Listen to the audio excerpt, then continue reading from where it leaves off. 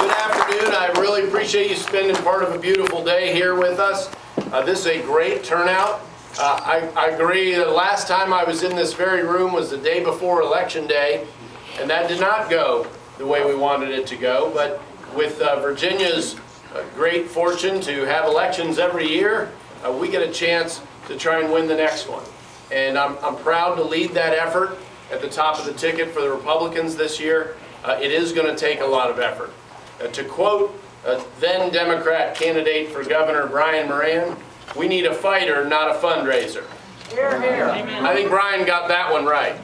Brian got that one right. And there's a big difference between the alternatives in this race. And I need your help to make that, one, clear to the people of this community, but two, to get more of them to show up and participate. Whether it's right here in this room, calling folks, whether it's door knocking, or whether it's showing up to vote in a little less than 8 months, we need your help. I have been outspent in 4 elections, 3 for the state senate and 1 for Attorney General. And we've won all 4 of them because people like you all who share my commitment to first principles have shown up and helped get our positive message about how those first principles matter today just as much as they did in 1776 in people's lives, and how that can make Virginia a better place to live. We're going to do that through this race. I grew up here in Virginia, went to school, Fairfax County Schools, as did my wife. She moved in down the street from me when we were in high school.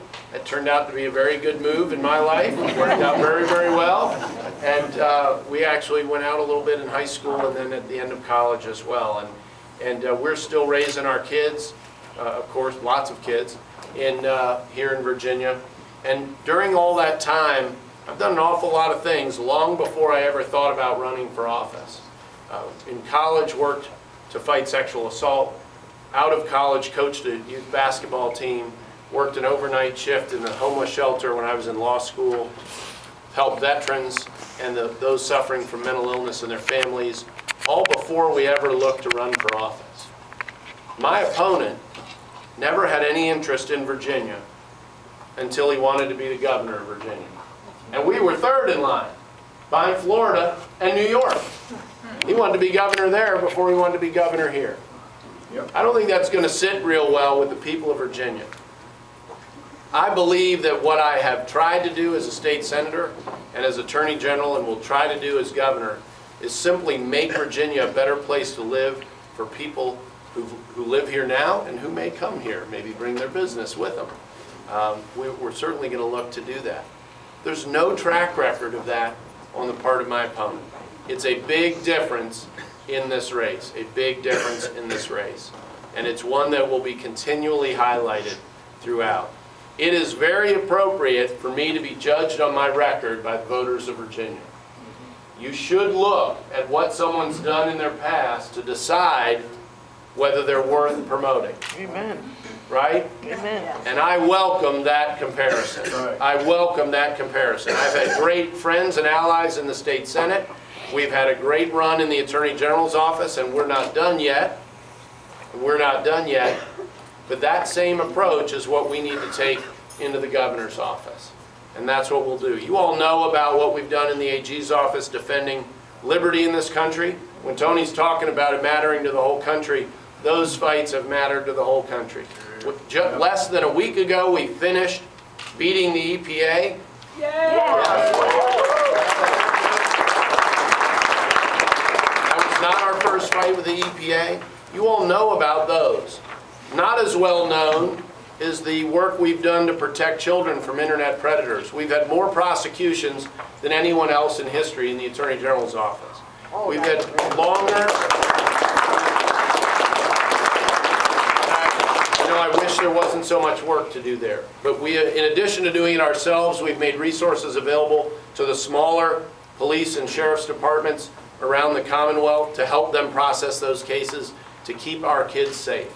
We've done more and will do more in the area of protecting the elderly from elder abuse. That's an AG's office responsibility. The last year that I know the whole year of data of, we tracked down 17,000 different complaints in that respect. And with the retirement of the baby boomers, we're only going to see more of that. And we prosecute the bad actors, and in some cases, we have participated in making a dent in some of the corporations that haven't policed their own to protect our elderly. We've also brought more dollars back. We've won more bigger awards against those committing healthcare fraud, companies committing healthcare fraud, than the entire 27-year history of that program before I arrived as AG. By double. By double. 3 years. So, everybody runs for office saying they're going to attack waste, fraud, and abuse. Well, I've done it. And I can point to cases, and I can point to dollars, and I can point to more money in the pot for our Medicaid money. And we're a frugal state when it comes to Medicaid, but we have more poor families getting health care today because we've brought that money back to Virginia from people who not only stole it from the taxpayers, but they took it out of the pot that was going to serve the poor in Virginia. That's very motivating to me. Very motivating. Going forward in this governor's race, we're going to talk about the work we started fighting human trafficking. We're going to continue talking about prevention of kids going into gangs, as we've done in the AG's office, and prosecuting the ones that do. We're going to keep talking about doing those things because there's still more to do. Those battles will never end for us. They'll never end for us. Evil isn't going anywhere, and we need to be vigilant on public safety and on protecting the vulnerable, something that I have focused a great deal on at every stage of their life. But we also need to shift Virginia into an even higher gear of creating economic opportunity for everyone in Virginia. Everyone in Virginia. And for me, that's going to start with pro-growth tax reform. That's what we ought to do. We ought to take a page out of Reagan's book. We are facing, in some parts of Virginia that aren't used to it, Northern Virginia first and Southeast Virginia to a little bit lesser degree, great uncertainty, greater uncertainty in those economies than I ever remember. And I grew up in Northern Virginia. I still live there barely on the edge of Prince William County. And I've never seen as much uncertainty in that economy as I'm seeing today because of what is and isn't going on in Washington. Both of them are causing more problems for Virginia and our economy and our outlook than anything I've seen in recent history.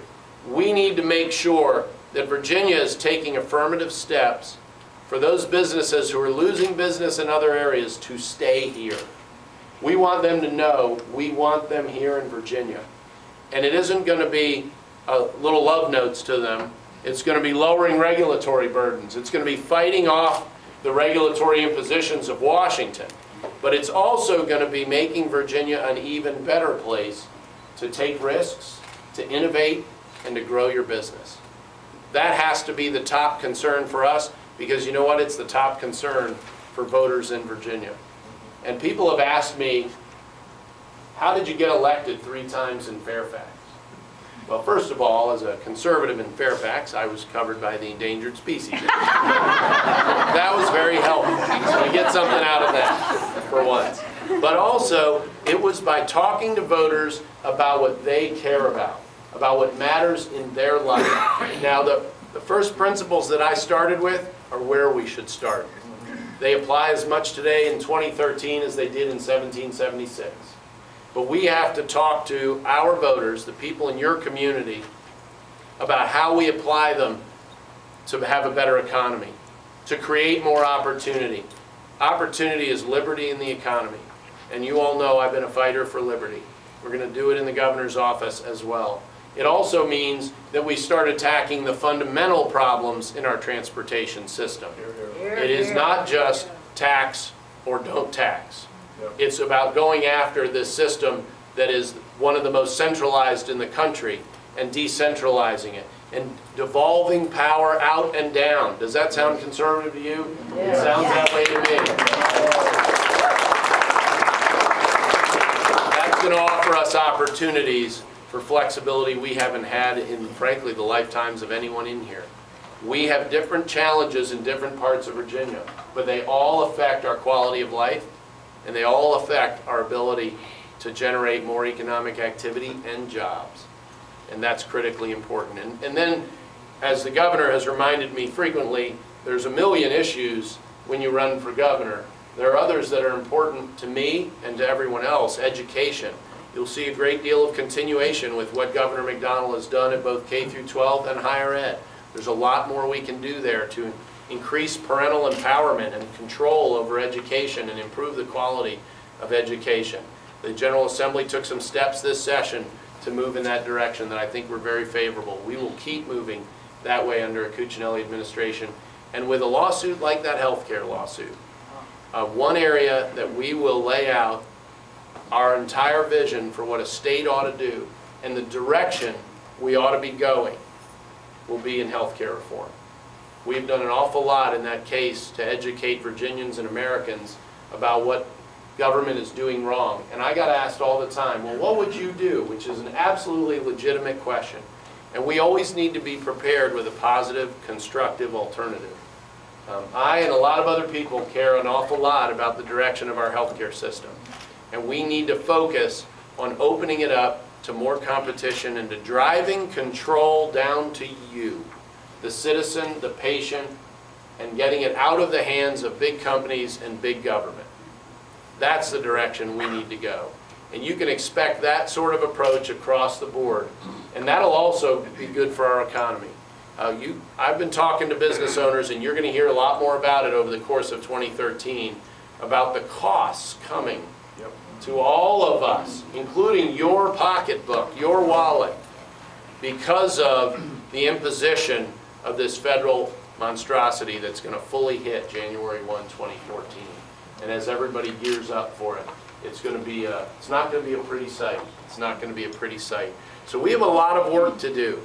We have a lot of work to do. But we also have an opportunity. America's going to be watching Virginia just like it was in 2009. Just like it was in 2009. And this time, we're going to be outspent. That seems like a fair bet. This past month, this past couple of weeks, our opponent has been in Syracuse and New York City, or I guess he's going to be in New York City this week, and Florida with Bill Clinton raising money, plenty of it. Interesting, I'm sure they'll find their way to Virginia eventually, as he did in his own life. But when they get here, they're going to show up with a bunch of money. And we don't need to outspend them. We don't need to outspend them, but we do need to outwork them. That's right. We do need to outwork them. And we're counting on you all for that. We're counting on you all for that. I will not take it easy this year. I know those of you that know me will not be surprised by that. But I also know that I can't even come close to winning this by myself. It has never happened. It's never happened for me. Maybe somebody else runs that way. I never run that way. And I've never run that way. I don't know any other way other to run than as a grassroots candidate with grassroots supporters. And that means we all focus on the things we agree on and press forward to recruit more people in, to grow this party and to grow this movement by bringing more people in. Don't care what they look like or where they come from, but we do want them to join us. We do want them to join us and grow this effort going forward over the next 8 months. And with your help, we're going to be able to do that, and we're going to be able to do it enough to win in November. And Virginia, like we did in 2009, will start to lead America back again. And where better than where it all began, is right here in the Commonwealth of Virginia. Thank you all very much. God bless you.